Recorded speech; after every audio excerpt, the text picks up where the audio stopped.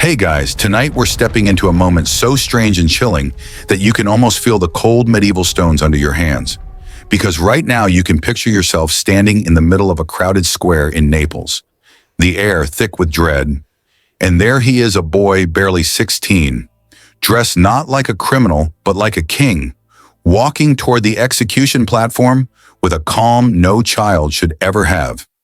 And trust me, you wouldn't survive that moment either if you had to stand in a crowd waiting to watch a teenager lose his head just so the grown-ups in power could sleep better at night.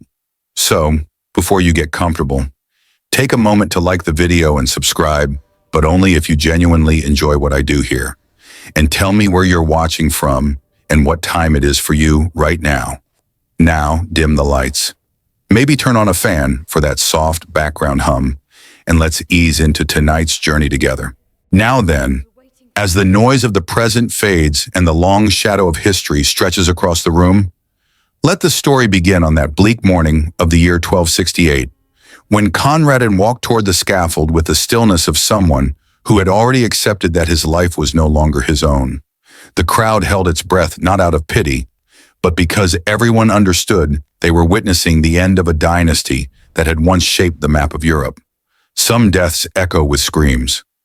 Conradin's was so quiet that history itself had to lean in to hear it. He stood there, a child born into splendor, but raised in ruin, ready to die for crimes he never committed. The empire he belonged to, the House of Hohenstaufen, had already begun rotting long before he could walk. The crown placed on him as an infant was less a symbol of glory and more a blade pressed against his throat.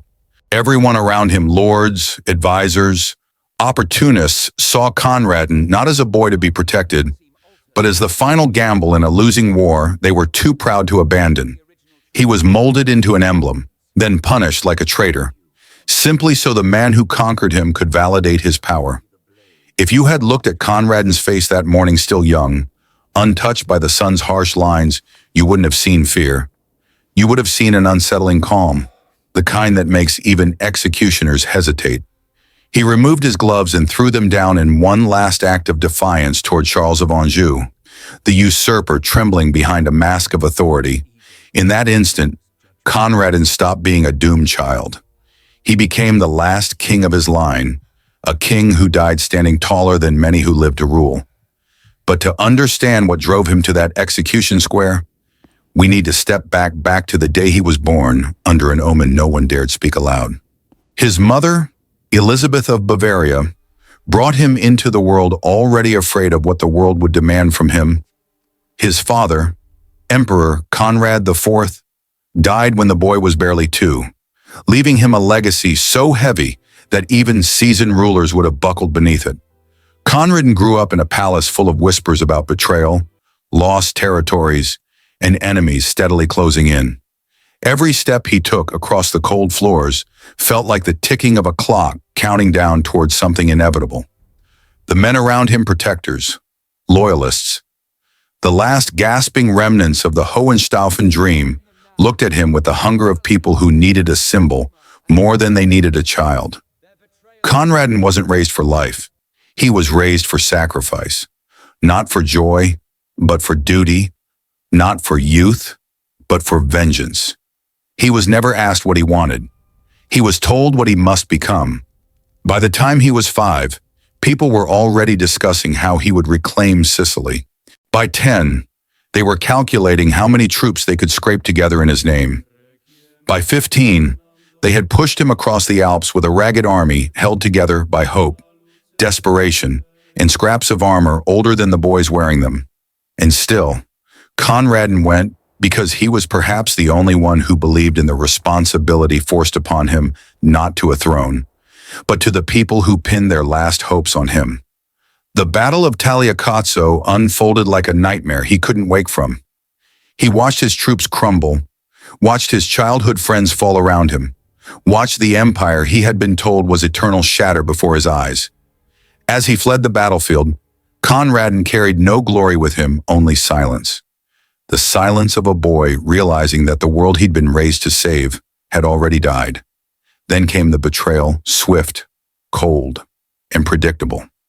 Conradin placed his trust in Italian nobles who swore oaths as easily as they broke them. They sold him out to his enemies, not for honor, but for convenience. He did not scream or fight. He simply stared at them with the hollow understanding of a child who has finally learned that adults lie without remorse. In the final months of his life, imprisoned in Naples, Conradin read prayers, wrote letters, and allowed himself the small sorrow of imagining a life he would never live. He was 16, yet the stillness in his eyes belonged to someone far older, someone who had watched too many dreams die. And when he stepped onto the execution platform, Conradin carried with him the one truth he had left. Sometimes it is easier to die as a king than to live as a pawn. That is why his execution, though marked by soldiers, drums, and an eager crowd, remains one of the quietest deaths in Italian history. Quiet not in sound, but in the way it carved itself into memory, refusing to fade no matter how many centuries tried to bury it. Now that we've stepped away from the execution square and allowed the echo of that falling blade to fade into the background, the story draws us backward again, into the dim corridors of time where Conradin's life truly began. And as we drift into part 2, we let the darkness soften, slipping into the quiet before tragedy, because every doomed life has a beginning that doesn't yet know what fate will demand from it. This part unfolds not with shock, but with a slow, almost tender kind of dread, the dread of watching a child grow inside a world already preparing to devour him. Conradin entered the world in the year 1252, though it would be more honest to say that he didn't exactly arrive into a family, but into an empire groaning under its own decay. His birth should have been a moment of triumph for the House of Hohenstaufen, a dynasty that had once commanded kings, popes, and armies with the ease of breathing. Instead, it felt like the winter after a long fire, a faint glow struggling against ashes that refused to reignite. His mother, Elizabeth of Bavaria, did not greet him with the joy of a safe delivery. She greeted him with the resigned silence of a woman who knew she had brought a child into a battlefield disguised as a cradle. And perhaps she sensed it at once, the way mothers sometimes know before history arrives to confirm it, that this boy would not grow into power, but into sacrifice. His father, Emperor Conrad IV, was dead before Conradin could form a single memory of him, leaving the child not a legacy but a burden, a chain of expectations forged by men who loved the empire more than they loved the boy who was now expected to save it. The banners still hung in the halls. The insignias still gleamed on armor that lined the palace walls. But everyone understood, even if they would never say it aloud, that the dynasty was entering its final, trembling chapter. Conradin's birth did not reverse this decline. It merely postponed the moment when the truth would crash into reality. He was born into a story that had already lost its central characters, and now the supporting roles were insisting the show must go on, even if it meant forcing a child to stand where generals had once stood. The palace of his early years was a place of shadows, not the cozy, comforting shadows of childhood, but the tall, distorted kind that stretch across stone floors at dusk, making even familiar things seem threatening. Whispered conversations trailed behind Conradin wherever he walked. He would hear men debating maps, borders, alliances, and debts, always debts, financial or otherwise. He was too young to grasp their meaning, yet old enough to recognize that the room always fell silent when he entered, as if the mere presence of the child meant to save them made the weight of their failures too painful to speak aloud.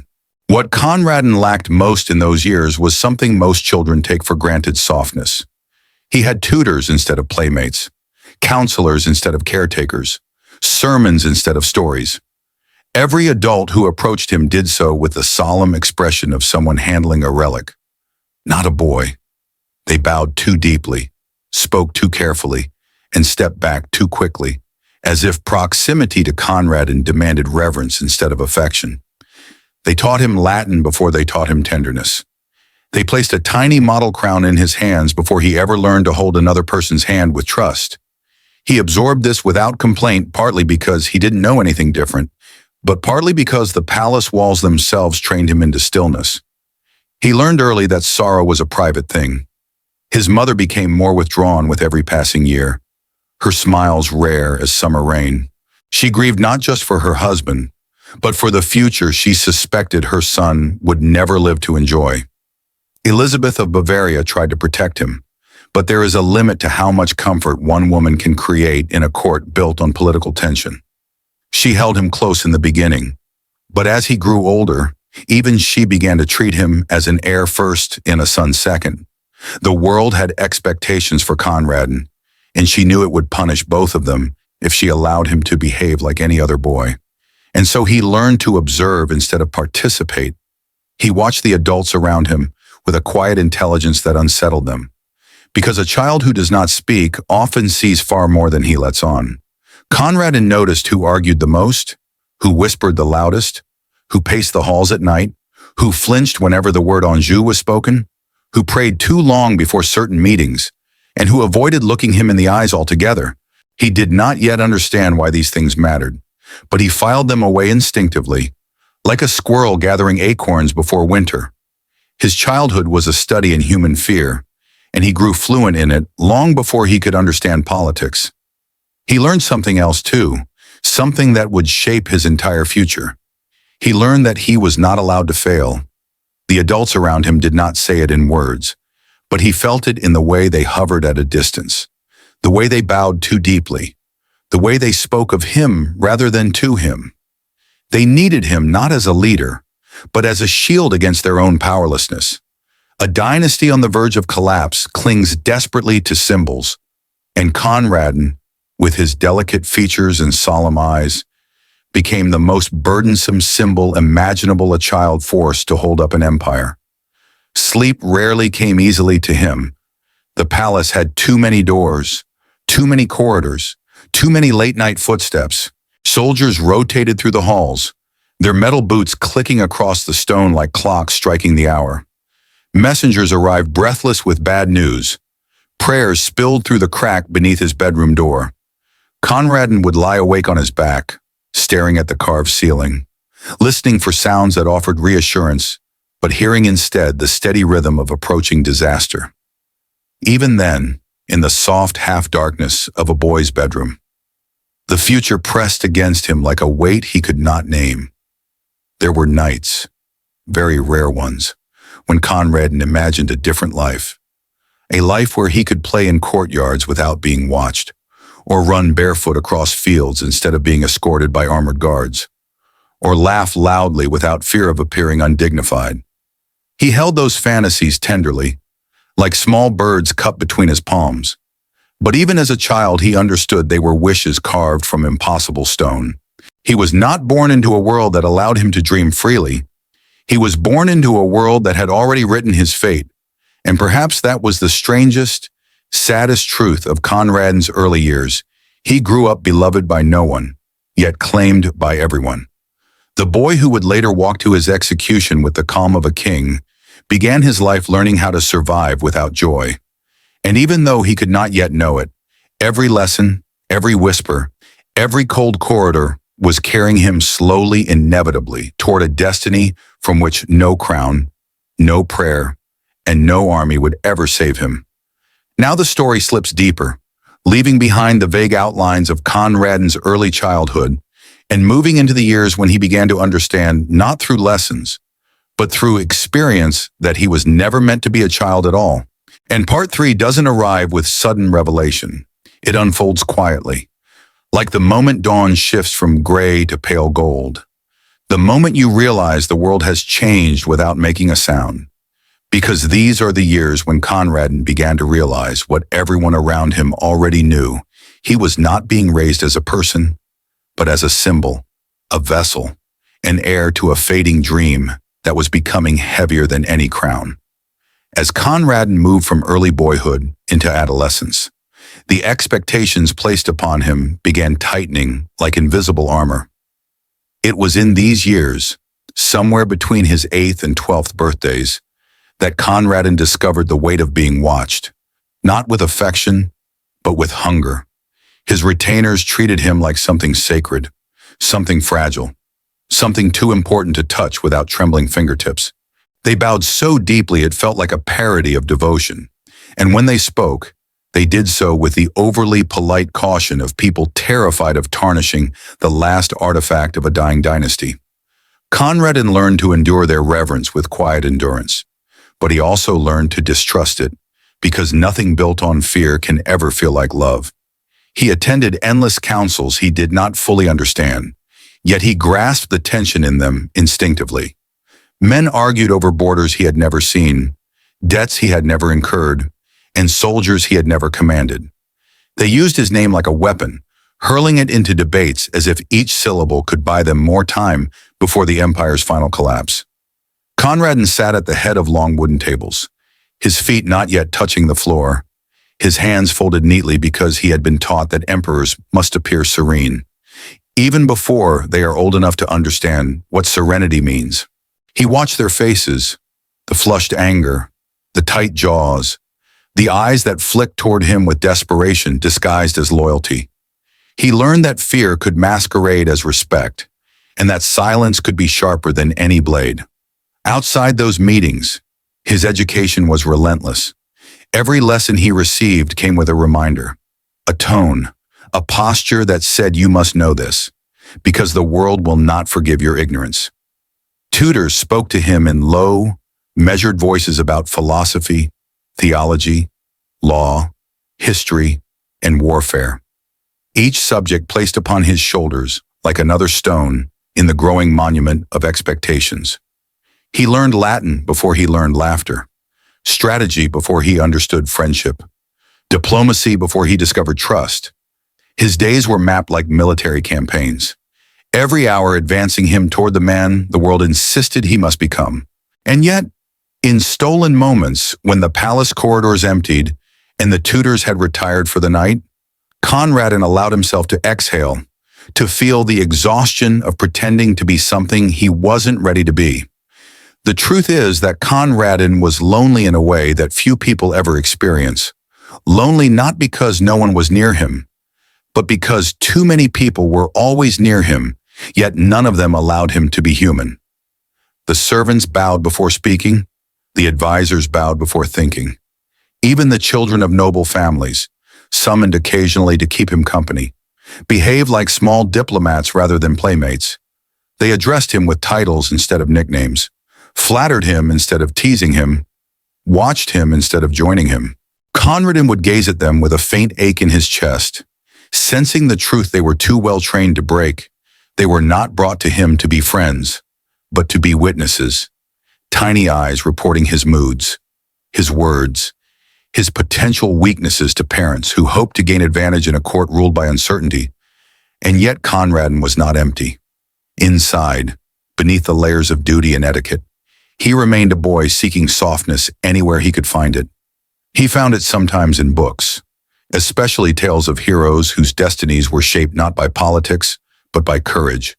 The kind of courage that came from choice rather than obligation. He found it in moments spent walking through the cold palace gardens, breathing air not yet tainted by the tension of court life. He found it in the rare expressions of gentleness from his mother, who, though no longer warm in the ways she had once been, still reached for his hand during storms or pressed a kiss to his forehead on nights when fear crept too close. But the real turning point of these years was not a single event, but a gradual revelation that seeped into Conradin from every direction. He realized that his life was not truly his. This understanding did not arrive with the force of epiphany. It came through repetition, through the daily grind of responsibility imposed long before he was old enough to grasp its magnitude. Conradin listened as men invoked his name in arguments he didn't start. He watched messengers bring tidings of conflict he didn't choose. He heard rumors of enemies and rivals, kings and popes, rebellions and excommunications, all interwoven with his identity as if he were a living landmark in a landscape of power. And whenever the empire was discussed, its future, its fragility, its failures, every gaze turned toward him. He learned that disappointment could feel like a physical weight. He learned that hope could choke a person as surely as despair. He learned that silence, once a refuge, could become a prison. It was during this time that Conradin developed a peculiar stillness, the same stillness that would one day define him on the scaffold. It was not the stillness of serenity, but the stillness of a boy who absorbed too much, who held too many expectations inside a body still growing, who learned to mask fear with composure, not because bravery comes naturally to children, but because the adults around him failed to leave room for anything else. That stillness became Conradin's shield, his quiet rebellion, his way of retaining whatever fragments of selfhood he could salvage from the constant pressure of destiny. The world saw Conradin as the last hope of the Hohenstaufen line. But in those years, Conradin began to understand himself in a different light, not as hope, but as inheritance. Not as a king in waiting, but as the final chapter of a story already written by men long dead. And although he did not yet know how violently that story would end, he sensed that the world was already preparing to use him, already shaping him into the figure who would march toward death with the grace of someone who has spent his entire life learning how to surrender. Now the story glides into the years when Conradin, still barely a teenager, began to understand the most dangerous truth of all the world was not simply watching him, it was circling him. Part 4 is where the quiet loneliness of childhood begins to sharpen into something far more ominous, because these are the years when men who had lost everything began turning toward Conradin with eyes that glittered with ambition, desperation, and the unmistakable hunger of people willing to risk the life of a child to reclaim their own lost glory. And Conradin, caught between innocence and obligation, learned how it feels to be wanted not for who you are, but for what you represent. As he entered his 13th year, the world around him grew darker, not because the sun dimmed, but because the ambitions of men grew brighter, burning through every corner of his life like torches in a cramped room. Former allies of the Hohenstaufen dynasty emerged from hiding, battered counts, dispossessed knights, wandering mercenaries who still clung to old banners like relics from a vanished church. They arrived one by one, each carrying stories dripping with tragedy and hope, stories of land stolen, families scattered, titles revoked, and honor trampled beneath the boots of Charles of Anjou. Every man swore that he had come for loyalty, but Conradin, who had learned that truth rarely wears its own face, sensed the desperation beneath their vows. They bowed too deeply when they met him. They spoke too warmly. They stared at him too long, as if measuring the strength of the boy who might be their salvation. It was in these meetings that Conradin began to feel a strange kind of fracture within himself, the fracture between boyhood and the heavy, choking mantle of destiny. With each oath sworn to him, with each plea whispered in corridors lit by wavering candlelight, he felt himself being pulled further from the life he wanted and deeper into the life others demanded. And yet there was something intoxicating in their devotion, something magnetic in the way hardened warriors knelt before him, calling him majesty with a reverence they seemed to have forgotten for years. Their eyes carried a feverish glow, not of faith exactly, but of longing for the restoration of a world they had lost. They told him he was chosen, that bloodlines do not lie, that God had preserved him for a purpose. And Conradin, still young enough to crave belonging, allowed their words to take root in the quiet corners of his heart. But purpose, when forced upon a child, is a dangerous thing. It grows too fast. It tightens too quickly. It does not leave room for confusion or fear. Conradin began to spend long evenings studying maps, tracing borders with fingers that trembled slightly under the weight of each imagined battle. He pored over letters from supporters scattered across the Alps, Sicily, and Swabia, letters filled with pleas for his leadership, warnings of tyranny, and promises of men ready to fight if he would only give the signal. He understood little of the politics, but he understood desperation, and desperation has a way of convincing even the reluctant that destiny is a door already unlocked. The more these men rallied behind him, the more the world closed in. Conradin's advisors began drafting plans of invasion, of alliances, of marches that would lead him across mountains he had only read about. They placed armory sketches before him, asked him to approve troop placements, explained to him which nobles could be trusted and which were snakes waiting to strike. A boy who had barely mastered adolescence was suddenly being asked to decide the fate of armies, And yet, curiously, Conradin began to feel something he had never known before: significance. For the first time in his life, people needed him, not as a symbol drifting helplessly through court corridors, but as a figure whose decisions could change the architecture of Europe. It scared him. It thrilled him. It carved new shapes into his sense of self, shapes built from equal parts insecurity and awakening confidence. Nights found him pacing the palace balcony, staring into a landscape blurred by twilight, imagining what it would feel like to reclaim Sicily, to ride at the head of an army, to prove to the world that the Hohenstaufen line was not a relic but a flame waiting to be reignited. But with every spark of confidence came the creeping shadow of consequence. Conradin began to notice that the more men praised him, the more silent his mother became. Elizabeth of Bavaria watched her son being swept into a current stronger than any she could stop, her eyes carrying the resigned sorrow of someone who recognizes the moment she becomes powerless. She tried to warn him gently, tried to remind him that loyalty spoken in desperation often dissolves faster than snow under sunlight. But Conradin, buoyed by the intoxicating mixture of hope and heroism pressed into him by his supporters, could no longer hear her. To him, her caution sounded like fear, and fear felt like betrayal. And beneath all of this swirled the subtle but constant presence of the church, a force that had declared the Hohenstaufen cursed, excommunicated, forbidden from holding power. Conradin was raised under the shadow of this divine condemnation without fully understanding why the papacy feared his existence. All he knew was that even as a child, priests watched him with a mixture of pity and suspicion, as though expecting the mark of hell to appear somewhere on his skin. It is a strange thing for a boy to grow into a world that believes him destined for damnation. Stranger still when men claim they will follow him to war despite this. But Conradin, sharpened by years of being observed, learned to ignore the contradiction. He was tired of being defined by other people's prophecies. The moment that truly sealed this part of his life came quietly. No drums, no declarations. Just a single evening when Conradin found himself alone in the council chamber after everyone else had gone. The maps were still spread across the table, tiny armies marked by tokens placed by men older and more experienced than him. Candles flickered low, their flames trembling like anxious hearts. Conradin walked closer, studying the path his advisors had drawn across the Alps, through enemy territory, into the heart of Sicily. It was the kind of journey that broke seasoned soldiers, let alone a boy whose body was still growing. But Conradin reached out, almost absently, and moved one of the tokens forward, a small wooden knight. Something shifted inside him then, something subtle yet irreversible, like the click of a lock sliding into place.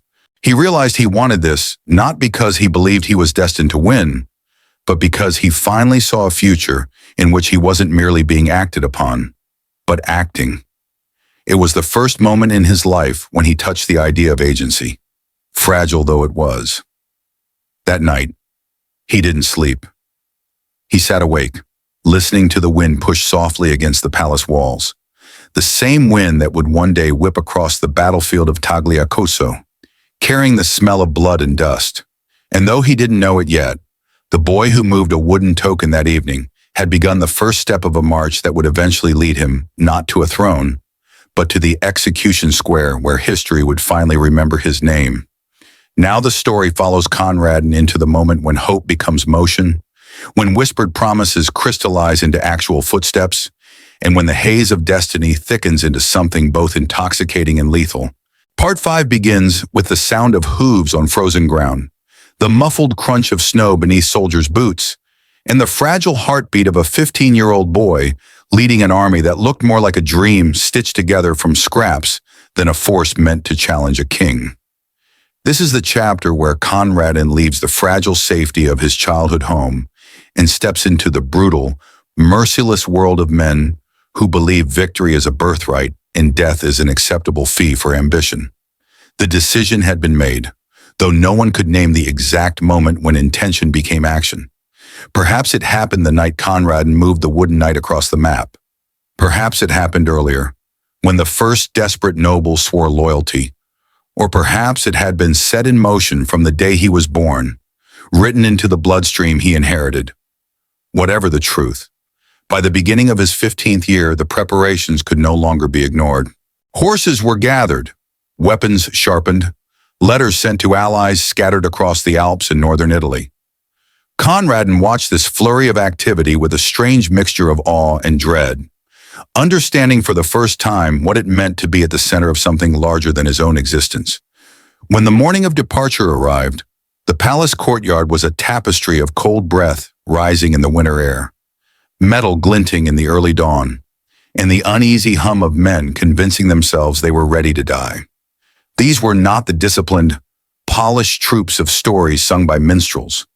They were a patchwork of loyalists, mercenaries, adventurers, and wanderers, men whose armor bore the scars of old battles and whose faces carried the thin, brittle hope of second chances. To anyone else, they would have looked like the remnants of forgotten wars. To Conradin, they looked like belief made flesh, like the living proof that he was no longer alone in the struggle to reclaim what had been taken. Conradin mounted his horse with the hesitant grace of someone who had trained for this moment, but never truly imagined it would arrive. The leather reins felt foreign in his hands, as if they belonged to someone older, someone braver, someone unbroken by years of watching people lie to him with smiling mouths.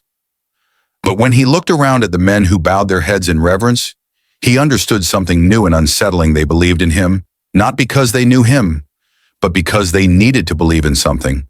And sometimes, that need is stronger than truth.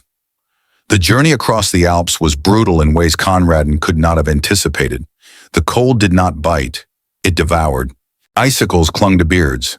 The wind sliced across exposed skin like tiny needles, and the snow swallowed sounds so effectively that conversations felt like secrets spoken into pillows. Horses stumbled on narrow passes, their hooves struggling to grip icy stone. Men slipped, fell, rose, and continued, driven forward not by discipline, but by desperation. Every night Conradin sat by a makeshift fire, listening to the crackle of burning branches and the low murmurs of soldiers sharing fragments of their lives, lost wives, ruined estates, children who would never know their fathers' names if this campaign failed. Conradin realized then that he was not carrying a dynasty. He was carrying the unfinished stories of hundreds of men. There were moments of unexpected beauty too, the kind that surprises you precisely because the world looks so broken. The stars seemed sharper above the mountains, shining with a cold, crystalline clarity that made Conradin feel both insignificant and strangely chosen. Sometimes he would wake before dawn and step away from the sleeping camp, watching the sky turn pale blue behind jagged peaks, the kind of morning light that makes everything feel possible, even for a boy who had never known possibility. In those moments, Conradin allowed himself to imagine victory, to picture himself riding into Sicily as a liberator, to pretend that destiny might bend toward him instead of crushing him beneath its heel. But these fragile dreams were always interrupted by the reality of the march. Supplies ran thin, hunger carved hollows into men's faces, horses grew weaker with each passing mile, and amid all this, Conradin began to confront a truth far more frightening than the cold or the danger he was being forced into the role of leader without ever having been a follower. He was expected to make decisions with the certainty of a ruler, yet he had never been taught how to choose without someone else guiding his hand. Each night his advisors whispered strategies, urging him to maintain confidence, to project authority, to show the men that he possessed the iron spirit of an emperor. Conradin listened, nodded, and tried to imitate the mask they crafted for him. But inside he felt something unraveling, the realization that bravery worn like a costume can tear at the seams when pulled too hard. The march bent southward, descending from the mountains into landscapes that should have felt more forgiving, but instead carried the ghost of war. Villages they passed were quiet, watching the army with hesitant hope, as though afraid to attach themselves to another doomed cause. Conradin waved to children standing barefoot in doorways, their eyes wide with a curiosity he understood instinctively. He was not so far removed from them. He knew what it felt like to stare at soldiers and wonder who among them would return alive. Sometimes he wished he could stop, speak to them, tell them he was not the hero they believed him to be, that he was merely a boy trying to outrun a future carved long before he was born. But hope, once ignited, becomes a flame too delicate to risk extinguishing. The closer they drew to Italy, the heavier the air became. Letters arrived with warnings about Charles of Anjou, describing him not as a man, but as a storm wrapped in armor. Conradin read these messages quietly, absorbing the cold dread that each one delivered. His companions watched him closely, searching his face for signs of fear or doubt, and he taught himself to hold his features still, to let his emotions sink deep beneath the surface like stones in dark water. Yet in the deepest hours of night, when the fires burned low and the wind carried whispers through camp, Conradin allowed himself to feel the truth. He was scared. He was terrified, not of dying, but of failing, of letting down the men who marched for him, the legacy he carried, the memory of the father he barely knew, the dynasty already collapsing like wet parchment. And it was in those hours that his resolve crystallized, not into confidence, but into a quiet, relentless determination. He had come too far to turn back. He had inherited too much sorrow to let it be for nothing. And whether destiny was real or a story adults invented to justify risk, he would follow it to its end. Now the story moves from the cold winds of the mountains into the scorched, trembling air of a battlefield. Conradin is not ready for, and yet part 6 must arrive with the same quiet inevitability that shaped every step he has taken so far. Because this is where hope collides with strategy, where courage shatters under deceit, and where a 15-year-old boy must learn, in a single brutal morning, how easily the world can fold in on itself. There is no rush here. The tragedy unfolds slowly, like a storm building behind a curtain of heat, because the Battle of Tagliacozzo did not destroy Conradin suddenly. It destroyed him by letting him believe he had won before revealing that everything he trusted was a lie. The first hours of that day were strangely beautiful, in the way that doomed mornings sometimes are. The sun rose soft and golden, brushing the hills with a warm glow that made Conradin feel, for the briefest moment, as though the universe itself was offering him a blessing. His army stood on the rolling slopes of central Italy, tired but determined, girded with a loyalty that bordered on desperation. Men adjusted armor that no longer fit their battle-worn bodies, tightened straps on shields that had seen too many past wars, whispered prayers to saints they barely believed in, and looked toward Conradin with that same fierce, trembling devotion.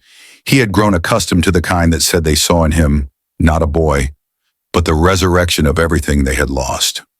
Conradin rode along the line, his horse stepping carefully over dry earth, his cloak catching the morning breeze in a way that made him look more like the king his lineage promised than the child he still was. His heart pounded not with fear, but with something far more seductive possibility. For the first time, he felt the shape of victory curling at the edges of his imagination, a sensation so powerful it nearly drowned out the uneasy stirring in his stomach. His advisors spoke in brisk, confident tones, assuring him that their forces were strong enough, that Charles of Anjou's troops could be broken, that fortune had finally begun to lean in their favor. Conradin nodded, absorbing the confidence of men who had seen more battles than he had seen birthdays. Yet somewhere beneath their polished bravado, he sensed a tension too brittle to touch. When the battle began, it did not begin with chaos, but with a kind of terrible order. Conradin's cavalry surged forward, the ground trembling beneath their hooves, dust rising in pale clouds that glittered in the sunlight. The clash of metal rang across the field like a violent symphony, swords striking shields, lances splintering, men shouting as they pushed into enemy lines that initially seemed to waver. Conradin watched from a vantage on the hilltop, his breath catching in his throat as his banner advanced. Inch by inch, through the haze of combat, it looked, unbelievably, like they were winning. For a moment, the myths he had grown up hearing, myths of Hohenstaufen valor, of noble blood carrying divine strength, felt real. His men seemed unstoppable, driving back Charles's forces with a fervor that made Conradin's chest swell with pride, and he allowed himself to imagine the moment he would ride into Sicily, welcomed as a liberator. The battlefield below him looked like the proof of his destiny, but destiny, as Conradin had not yet learned, has a cruel sense of timing. The retreat of the enemy was too clean, too perfect, too rehearsed, and his generals, drunk on the illusion of triumph, did not recognize the trap until it snapped shut with the finality of a coffin lid. Charles of Anjou, cunning and ruthless, had hidden his elite cavalry in reserve behind the hills, waiting for the precise moment when Conradin's army would be stretched thin, scattered by the thrill of their own advance. And when that moment came, it arrived not with warning, but with thunder, a sudden eruption of armored riders crashing into Conradin's forces with the force of a collapsing wall. Conradin watched the shift happen in seconds. Victory dissolved into confusion, and confusion hardened into terror. His soldiers, believing the battle won, were unprepared for the ferocity of the counterattack. Lines buckled, horses screamed, men stumbled backward, caught between the exhilaration of triumph and the icy shock of betrayal. The ground that had moments earlier held the promise of his future now ran with the blood of men who had marched across mountains to follow him. He felt something fracture inside him as he saw familiar faces fall. Men who had sworn loyalty in trembling voices. Men who had shared fireside stories beneath the cold alpine stars. Men who had spoken of their families as if speaking were a form of protection against the possibility of death. Conradin could not hear their cries from where he sat, but he could feel them, as if the sound traveled through the earth itself and wrapped around his ribs like a tightening fist.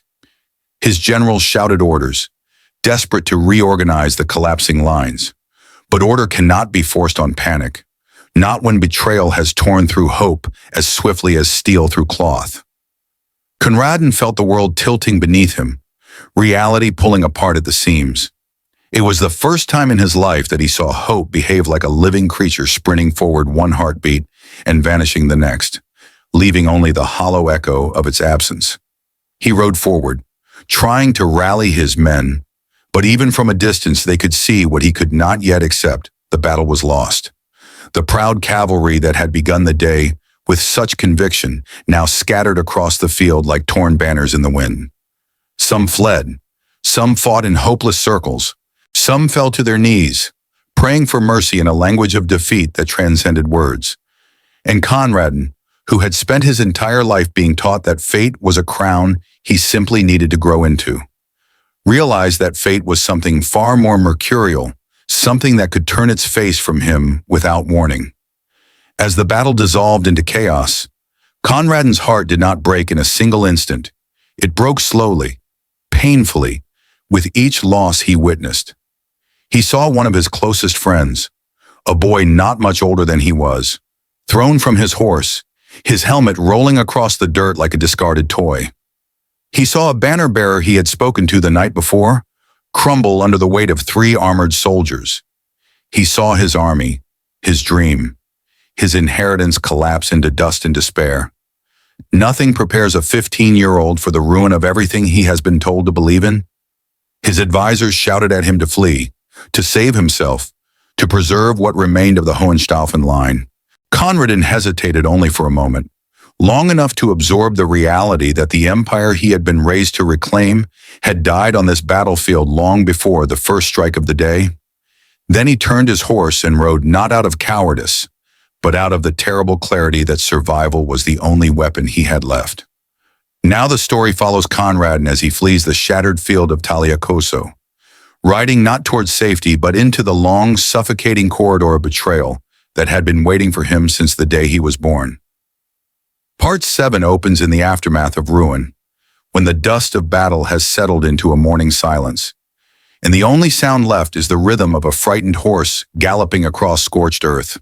There is no triumph here, no anger, only the numb clarity that often follows catastrophe, because this is the chapter where Conradin learns that defeat does not end with the battlefield it crawls after you. Hungry, relentless, determined to claim whatever pieces remain. He rode until the sun had sunk low behind the hills, turning the sky into a bruise-colored smear of purples and fading red. Every breath burned in his chest, every heartbeat a reminder that he was still alive while so many men who had trusted him lay cooling behind him on the dust-soaked ground. His cloak was torn, his hair plastered with sweat, his hands shaking around the reins as though his body itself was rejecting the idea of survival. For the first time in his life, Conradin felt the kind of loneliness that does not come from being isolated, but from being the last remnant of something that no longer exists. He was no longer riding toward a future, he was riding away from an ending.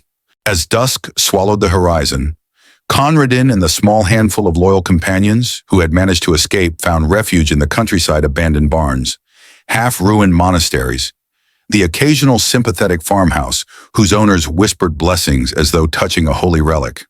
These brief havens offered little safety, but they gave Conradin a few hours of sleep that came not as rest but as collapse. His dreams filled with flashes of battle, falling banners, blood-soaked dust, and faces he would never see again. Each morning he woke with a shiver that had nothing to do with cold. The world around him, once filled with banners of allies and hopeful letters, now shrunk to a handful of exhausted horses and men who looked at him not with the fierce devotion of earlier days, but with a deep, quiet grief. It was not disappointment, nor blame.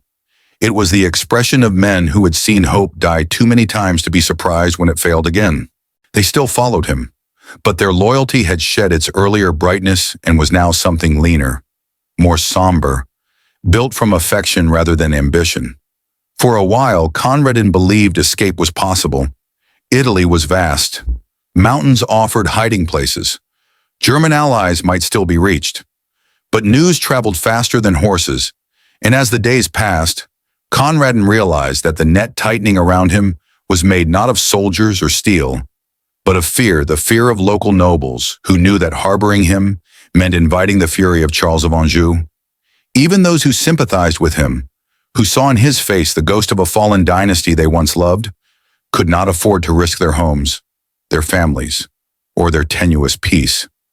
Conradin saw hesitation in every doorway, sorrow in every whispered refusal, and something inside him curled inward like a bruise pressed too many times. The betrayal did not come suddenly. It arrived in pieces in the way one host avoided meeting his eyes, in the way another insisted they keep moving before dawn, in the way a third muttered apologies while refusing to let them stay even a single additional hour. Conradin understood then that defeat isolates you more deeply than exile ever could. He no longer belonged anywhere. He carried not just a fallen empire behind him, but the burden of other people's fear. The final betrayal, the one that delivered him into the hands of his enemies, unfolded with a terrible softness. He had sought refuge with a noble family whose ancestors had once sworn loyalty to the Hohenstaufen line. They welcomed him with trembling hands, offered food that tasted like remorse, gave him a bed that smelled faintly of lavender and dust, and walked with him through candlelit hallways as though guiding a ghost. Conradin allowed himself, for a single fragile night, to believe he was safe. He spoke quietly with his closest companions, planned potential paths northward, allowed the tiniest flicker of hope to brush his heart. But hope is an unfaithful companion. At dawn, he was woken not by sunlight, but by the sound of armored boots in the courtyard. His hosts did not come to warn him. They did not come to say goodbye. They did not come at all. They remained behind closed doors as soldiers flooded the corridors. And Conradin understood, with a coldness sharper than any blade, that he had been sold. The betrayal was not loud, it was not dramatic, it was not even cruel. It was pragmatic, quiet, inevitable. The kind of betrayal history rarely blames because it is so easy to explain. Conradin did not fight. He did not scream. He did not curse the people who had traded him for their own safety. Instead, he stood still, letting the soldiers bind his hands, feeling the rough scrape of the rope against his skin. Something in him had already surrendered not to them, but to the truth that his life had never been his. The future he had inherited had always been a corridor with only one doorway at the end, and he had finally reached it. They marched him toward Naples under guard, through towns where people peered from windows with conflicting expressions, pity for the boy, relief that the danger had passed, fear of being seen as sympathetic, and, in some rare faces, a kind of mourning for what the world had forced him to become. Conradin saw children staring at him with wide eyes, not understanding why someone so young was being escorted like a criminal. And in those glances, he felt something tear inside him, the realization that he was now teaching them a lesson about power they would never forget. The journey to imprisonment became a long procession of silence, broken only by the sound of chains rattling like distant thunder. Conradin kept his gaze steady, his spine straight, his expression calm, and the soldiers who escorted him occasionally looked away, unable to meet the eyes of someone who accepted his fate with more dignity than many kings had shown in victory. By the time they reached Naples, Conradin had shed the last remnants of childhood. What walked into that city was not a boy, not a king, not even a captive. It was someone who had crossed the threshold between innocence and inevitability. Someone who had seen the worst of human ambition and the deepest roots of human fear. His world had narrowed to stone walls, iron bars, and the distant sound of waves hitting the shore like a heartbeat echoing the dwindling time he had left. Now the story enters the quietest and most suffocating chamber of Conradin's life, a place where time no longer moves in days or hours, but in the slow dripping of water against stone, in the echo of footsteps approaching and then fading, in the stillness that settles over a boy who finally understands that no rescue is coming. Part 8 takes us inside the fortress at Naples, not with the violence of chains clanging or guards shouting, but with the kind of subdued dread that fills the air when a life has narrowed itself into a single, inescapable corridor. This is the chapter where Conradin, stripped of crown, army, and future, begins to discover an entirely different kind of strength, the strength of a child who grows into his own death with a maturity forced upon him by the cruelty of men. The cell they put him in was not designed for suffering, it was designed for forgetting. It was quiet, too quiet, the kind of stillness that swallows breath and turns memories into ghosts pacing through the dark. The walls were thick, damp, and stained by decades of winters. The air tasted of salt drifting in from the distant sea, mingling with dust and silence. Conradin took his first steps into this darkness with the calm he had worn since Tagliacozzo, a calm that no longer came from naivety, but from exhaustion. An exhaustion so deep it felt like a second skin. In the beginning he tried to count the days, tracing faint marks with his fingernail along the stone. But time in captivity does not behave the way time behaves in life. It stretches, bends, loops back on itself, dissolves into an endless twilight broken only when guards arrived with water or coarse bread. There were mornings that felt like evenings that felt like the middle of the night, in days when the sun never seemed to reach the narrow slit of an opening that pretended to be a window. Conradin learned quickly that survival in such a place had nothing to do with strength of body. It was a matter of protecting the one thing the stones could not crush: the mind he had spent his whole life sharpening in silence. He read the books that were allowed to him, the thin volumes of psalms and prayers that monks had copied long before he was born. He traced the cracked bindings with his fingertips and whispered the verses under his breath, not because he believed each word, but because the rhythm of prayer gave structure to the shapelessness of captivity. Sometimes he closed his eyes and imagined the monastery gardens where he had once walked as a child, the soft crunch of gravel under his boots, the way the sky looked between the cypress trees. These memories were not escapes, they were anchors, the threads he clung to in a world that had been stripped of texture. His companions, the few loyal friends captured with him, were held elsewhere in the fortress. He heard their voices only rarely, muffled echoes drifting along stone corridors. Even those faint sounds felt like lifelines. They reminded him that he was not entirely alone, that somewhere beyond the thick walls were hearts beating in the same rhythm of dread and stubborn hope. But the guards kept them separated, not out of fear that they would escape, but because isolation itself was a tool sharper than any blade. There were nights when Conradin listened to the waves crash far below, each strike against the cliffs like a reminder of the world continuing without him. The sea did not care about dynasties, battles, or the ambitions of kings. Its constancy soothed him in a way nothing else in Naples could.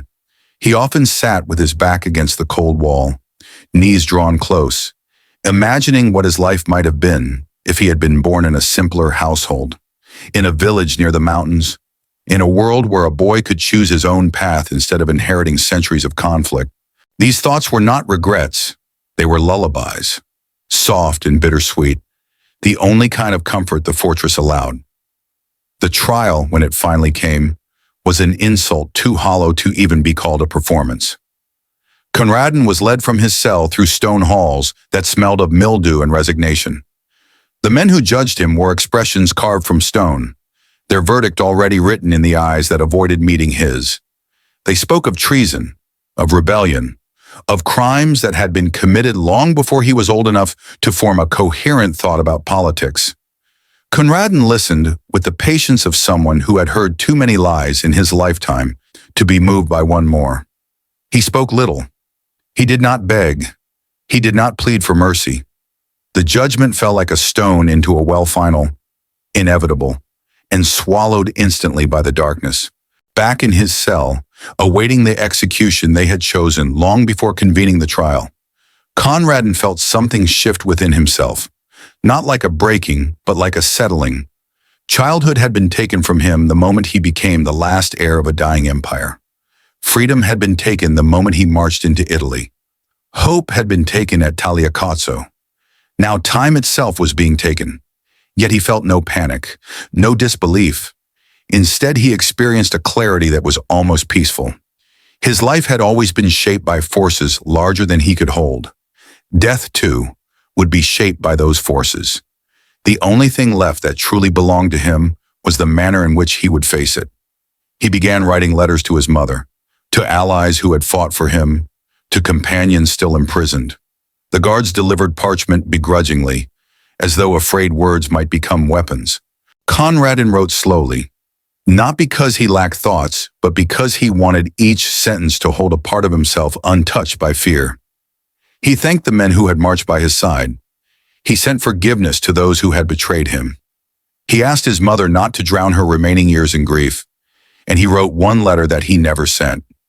A letter to the father he barely remembered, imagining the world he might have lived in if the emperor had survived long enough to guide him. In those unsent words, Conradin found the closest thing to comfort he had known in months. The night before his execution, a storm rolled in from the sea. The wind howled through the slit of a window, carrying with it the scent of salt and rain. Lightning flashed faintly across the distant sky, and Conradin watched each burst as if memorizing a language spoken in light. He felt no fear, only a kind of weary gratitude that the world had granted him one final storm to witness. There is something sacred in a storm when you are facing the end. It reminds you that existence is vast, wild, indifferent, and yet beautiful in its chaos. As he lay on the straw mattress that served as his final bed, Conradin closed his eyes not with resignation, but with a strange sense of completion. For the first time in his life, he felt unburdened. There were no advisors whispering destiny into his ears, no soldiers waiting for orders he was too young to give, no banners to uphold, no battles to lose. There was only a boy, thin and tired, breathing in rhythm with the sea, waiting for dawn. Now the story enters its final dawn, the thin, pale light that slips through the bars of a cell and touches the face of a boy who has already outlived every hope laid upon him. Part 9 does not rush toward the execution. It lets the moment unfold the way dawn unfolds over the sea gradually, softly, and with a weight that presses gently but unbearably on the chest. This is where Conradin wakes to the morning he always knew would come. The morning that had been stalking him since the day he fled Tagliacozzo. The morning that would take a child and turn him into a martyr, a memory, a whisper in the long corridors of history. When the guards came for him, their armor clinked softly, as if ashamed of the task. The cell door groaned open, and a faint draft pushed against Conradin's ankles, cold and damp, carrying the smell of morning rain. He sat up slowly, brushing straw from his clothes, and for a long moment he simply breathed, as though imprinting the scent of the sea into his lungs one last time. His movements were not those of a condemned prisoner, but of someone preparing for a ceremony, a ritual he had rehearsed in silence long before being led to the scaffold. The guards did not speak. Their silence was not cruelty, it was discomfort, the uneasy quiet of men escorting a person they know should never have been touched by war or politics. Conradin walked between them through narrow stone corridors, his bare footsteps echoing with a softness that made the moment feel almost unreal. He kept his chin lifted, not out of pride, but because he no longer carried the weight of fear. Everything that could be taken from him had already been taken. What remained was dignity, and that he held with a steadiness that made the guards avoid his gaze. The fortress opened into a courtyard where the sky hung low and heavy with clouds, a dull gray that blurred the line between earth and heaven. Conradin blinked against the brightness, surprised at how wide the world looked after so many months of narrow stone walls. He could hear the murmuring of the crowd gathered beyond the gates, hundreds of voices layered over one another, blending into a trembling, expectant hum.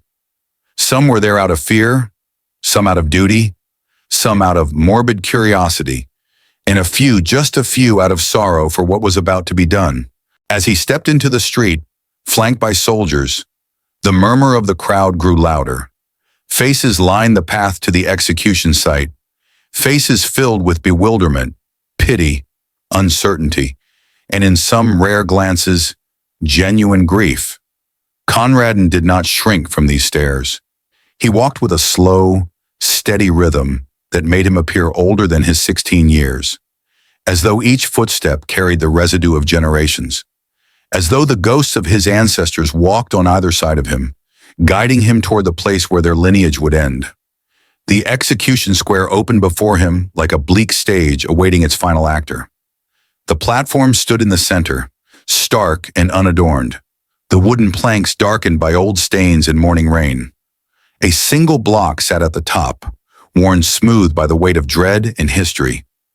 The executioner waited beside it, his face concealed, his posture stiff, as if the presence of a child had turned his task from a profession into a sin. Conradin paused at the bottom of the steps, not out of hesitation, but to breathe one more time the air of a world he had never truly been allowed to live in. Then came the gesture that history would remember, the dropping of the gloves. He removed them slowly, the leather soft and worn from the long journey, from the battles fought, from the reins held during the desperate escape. He held them in his hands for a moment, feeling the weight of every decision, every betrayal, every hope that had led him here. Then he let them fall to the ground with a quiet thud, a gesture sharper than any spoken curse. It was an act of defiance, of refusal, of final ownership over a life that had never belonged to him. It said more than words ever could. He would not die begging. He would not die diminished. He would not die as a pawn in someone else's game. He would die as Conradin, the last Hohenstaufen. The crowd reacted in a trembling ripple. Some gasped, some dropped their heads, some crossed themselves as though witnessing a sacred act. Even the soldiers shifted uneasily, sensing the symbolic power of a gesture that transformed a condemned boy into a king in the eyes of history. Conradin knelt at the block, lowering himself with a grace so controlled it felt ceremonial. He placed his hands calmly before him, fingers laced as though in prayer, though his eyes were open and clear, gazing toward the horizon where mountains rose faintly through the morning haze. The world looked impossibly wide, impossibly distant, as though he were already leaving it behind. The executioner stepped forward, the blade gleaming faintly in the cold light. Conradin closed his eyes, not tightly, not fearfully, but gently, like someone drifting into sleep after a long, exhausting journey. In that quiet final moment, he whispered something, a prayer, a farewell, a name. No one knows, and the wind carried it away before anyone could hear. The blade fell. It fell with the swift, clean finality that only steel can deliver, and the square erupted into a silence so complete it felt like the world itself had stopped breathing. The head of a boy who should have been playing, laughing, dreaming instead rolled into the straw, and the body of the last Hohenstaufen slumped forward with a soft, heartbreaking inevitability. A dynasty collapsed. A symbol died. A child was claimed by the cruelty of men who feared what he represented more than they valued the sanctity of youth. The crowd dispersed slowly, as though not fully understanding what they had witnessed. Some cried, some trembled. Some walked away with their faces pale as ash. And in the days that followed, whispers spread whispers of the boy who died like a king. The boy who showed more dignity at 16 than most rulers showed in a lifetime. The boy whose death turned him from a forgotten heir into a legend. Conradin was buried far from the home he never truly knew, and his story passed from lips to parchment, from parchment to memory, carried across centuries as a symbol of innocence devoured by ambition. His life was short, but the echo of his final mourning lingered like a bruise on history tender, painful and impossible to forget.